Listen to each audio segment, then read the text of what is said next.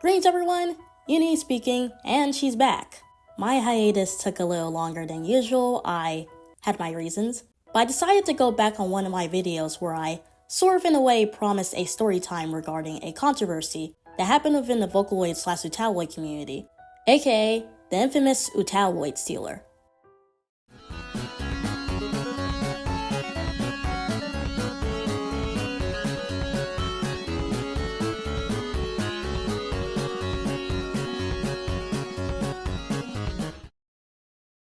I'll first start off a little before the drama started. This dates back somewhere around 2016. Yes, the same year that thing happened, which just so happens to be around the time I ran into the user Bombay Mad, which, by the way, I'm just gonna refer to her as Mad for the rest of the video. I can't recall exactly how we met, but I'd say it was when they commented on one of my videos, saying that the content was great, and that she wanted to be friends, all that good stuff. And of course, me being the naive teenage newbie I was like, yeah sure, I'd like to be besties with you. I remember looking through their channel and found out about their Utauloid related content, which from what I can remember, were mostly videos of her testing voice banks she claimed she made, or videos of her simply showcasing them, which I found pretty neat. Now this is kind of where the drama comes in. I started noticing Mad's shift in the content, where she then made a video to where she believes she was being bullied, and even noticed most of her other videos were getting copious amount of dislikes. That of course caught me off guard given I was her buddy. I was like, dude, what the heck is happening? However, I would be later informed by one of the users that in actuality, she was stealing Utauloids and even some Vocaloids and tried to make her own voice banks off of them. Emphasis on tried. Basically using the Fanloid formula, which like I mentioned in my other video, taking a pre-existing voice bank and pitching it either up or down.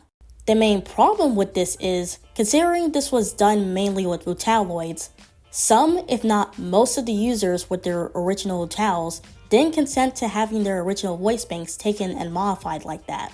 The real issue here though is Mad tracing official artwork or outright finding random artwork and OCs done by other people, and claiming it was all made by her.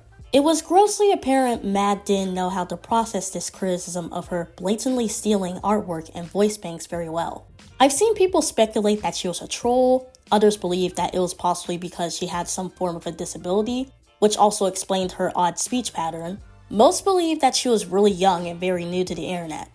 Even with all of this in mind, it still doesn't take away from the fact that she did something she shouldn't be doing.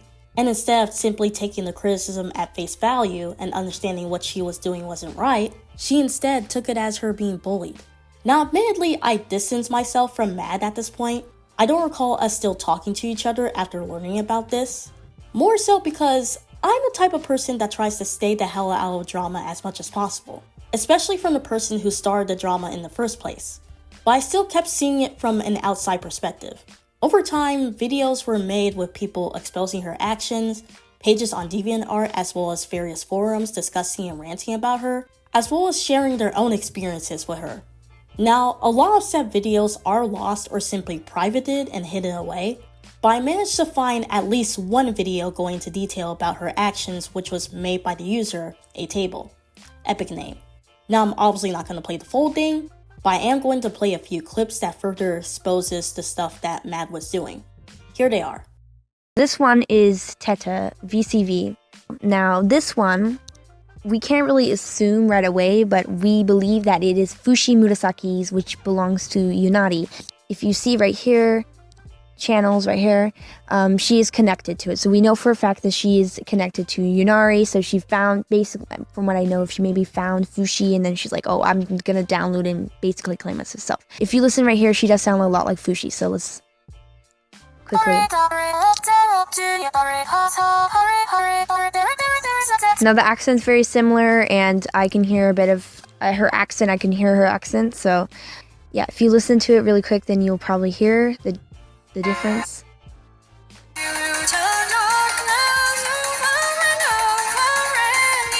So obviously they sound very, very similar, as in voice banks. So then there's this one, which is basically like, oh, obviously stolen art, and then the art is obviously the same one as Tay's. So yeah, it's obviously the same art. And then this one, which is stolen Miku art as well. So let's go back to that. And it sounds a lot like Tay, right?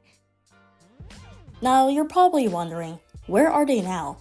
Admittedly, I didn't want to go through the effort of trying to find where Mad is and what she's doing nowadays, mostly because A, I don't really have to care and it would just feel really weird trying to look for her. B, it would potentially risk having people try to contact Mad just so they can troll and mess around with her even more. Yes, I'm practically beating a dead horse considering I'm the one making a video about her in the first place, years later, but this video was made to highlight something within the Vocaloid community that can't really go unnoticed, and something that shouldn't happen again. Especially with more people, kids even, getting into Vocaloid and inspiring to make their own Utaus voice banks. Utaus and Vocaloid isn't entirely easy, but it shouldn't prompt you to steal and take voice banks without anyone's permission, just for the sake of doing it the easy way. Forgot to mention that Mad had a habit of lying, saying things like, my friend was the one that made the art, I didn't know that they stole the art. Now take it with a grain of salt, but it was a repeated process and most people didn't really get to figure out who the friend in question was, leading into said people, including myself, not really buying it.